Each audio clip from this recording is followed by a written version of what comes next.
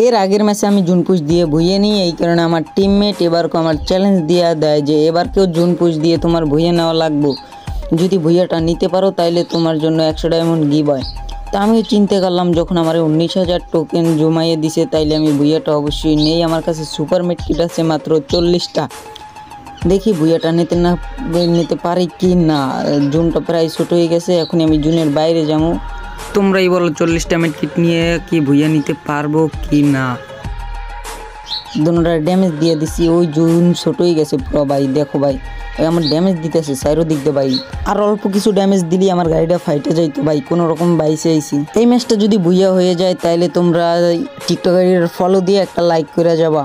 আমরা তো কোনোদিন রিভাক গেমিং মতো হইতে পারবো না, তাও যদি মোটামুটি জুন পুশ দিতে পারি ভালোই। যাও দেখি এই ম্যাচ হয় না কি ভাই। ওই দেখো জুন সাদা হয়ে গেছে, জুন সাদা হয়ে গেছে, এখনই বুঝি ভুইয়াটা হইব ভাই। যে অবস্থা দেখতেছি প্লেয়ার লিমিট, এই ভাই একটা শেষ, 2টা 3টা ভাই। ভুইয়া গাইজ ভুইয়া ভাই, লাইক করে দাও ভাই প্লিজ।